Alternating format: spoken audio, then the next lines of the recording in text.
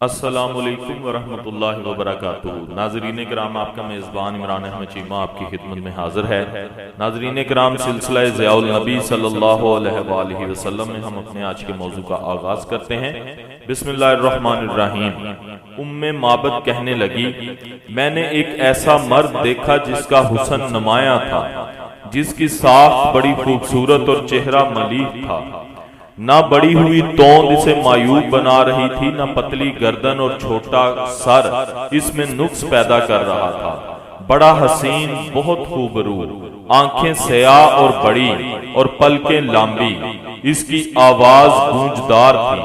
سیاہ چشم سرمگیں، دونوں ابرو باریک اور ملے ہوئے، گردن چمکدار تھی، ریش مبارک گھنی تھی۔ جب وہ خاموش ہوتے تو پروقار ہوتے، جب گفتگو فرماتے تو چہرہ پر نور اور بارونق ہوتا۔ شیریں گفتار، گفتگو واضح ہوتی، نہ بے فائدہ ہوتی نہ بیہودہ۔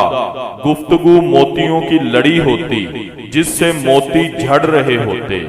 دور سے دیکھنے پر سب سے زیادہ باروق اور جمیل نظر آتے، اور قریب سے دیکھا جائے تو سب سے زیادہ خوبرو اور حسین دکھائی دیتے۔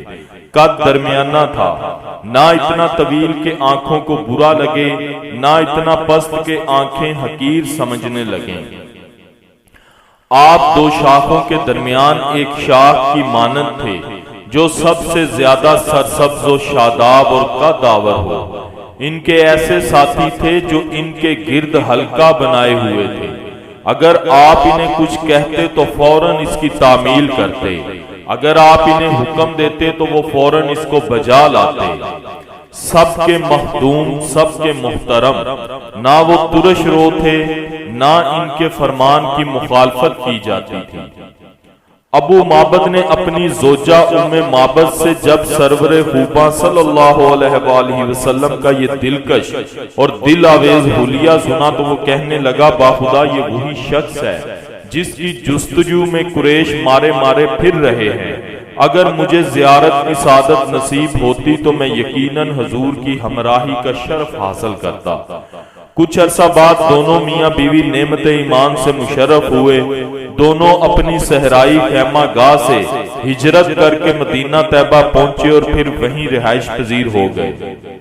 مجھے یہ خبر پہنچی کہ ابو معبد نے اسلام قبول کیا اور ہجرت کر کے نبی کریم صلی اللہ علیہ وآلہ وسلم کی خدمت میں پہنچ گئے۔ عبد الملک کہتے ہیں کہ مجھے روایت پہنچی ہے کہ معبد نے بھی ہجرت کی، اسلام قبول کیا اور بارگاہ رسالت میں حاضر ہو گئیں۔ ابن سعد نے طبقات میں اور ابو نعیم نے دلائل النبوہ میں معبد مذکورہ سے روایت کی ہے۔ آپ فرماتی ہیں، وہ بکری جسے رحمت عالمیان صلی اللہ علیہ وآلہ وسلم نے اپنے دست مبارک سے چھوا تھا اور اس کی خشک کھیری سے دودھ کی ندیاں بہنے لگی تھی، وہ بکری عام رمادہ 18 ہجری تک ہمارے پاس رہی۔ خشک سالی کے اس زمانے میں بھی ہم اسے صبح و شام 2 بار دھویا کرتے تھے، حالانکہ اس علاقے کی دوسری بکریوں میں دودھ کا قطرہ تک نہ تھا۔ حشام بن حبیش کہتے ہیں کہ میں نے اس بکری کو دیکھا۔ اس چشمہ کے قرب میں معبد کے ساتھ جتنے لوگ سکونت پذیر تھے، سارے اس کے دودھ سے کھانا کھایا کرتے تھے۔ سرور عالم صلی اللہ علیہ وآلہ وسلم کی برکات کو جب پہلی دفعہ معبد نے دیکھا تو وہ حضور کو مبارک کے نام سے یاد کرتی تھی۔ اللہ تعالیٰ نے اس کے ریوڑ میں برکت دے دی۔ اس کی چند ضعیف و نازار بکریاں بہت بڑے ریوڑ میں تبدیل ہو گئیں۔ ایک مرتبہ معبد اپنے بچے سمیت اپنے ریوڑ کو ہانک کر مدینہ طیبہ آئی۔ اس کے پاس سے حضرت ابو بکر کا گزر ہوا۔ اس کے لڑکے نے آپ کو پہچان لیا اور اپنی ماں کو بتایا، ماں یہ وہ شخص ہے جو اس دن مبارک کے ساتھ تھا۔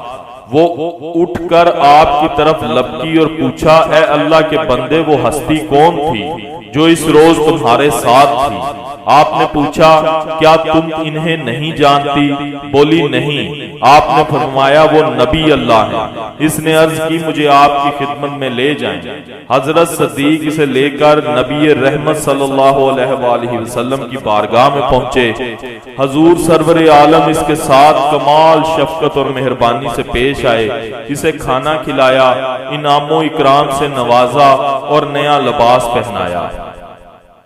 حدیث سراقہ، کفار مکہ نے ان دو نفوس زکیہ کی جستجو میں ناکامی کے بعد اعلان عام کر دیا کہ جو شخص ان دو میں سے کسی ایک کو زندہ یا مردہ حالت میں ہمارے سامنے پیش کرے گا، اسے فی کس 100 اونٹنیاں بطور انعام دی جائیں گی۔ عرب کے افلاس زدہ لوگوں کے لیے یہ بہت بڑا انعام تھا۔ کئی تالے آزما اس انعام کے لالچ میں برق رفتار گھوڑوں پر زین کس کر اور اونٹنیوں پر پلان جما کر حضور اکرم صلی اللہ علیہ وآلہ وسلم اور آپ کے یار غار کی تلاش میں ہر طرف بکھر گئے۔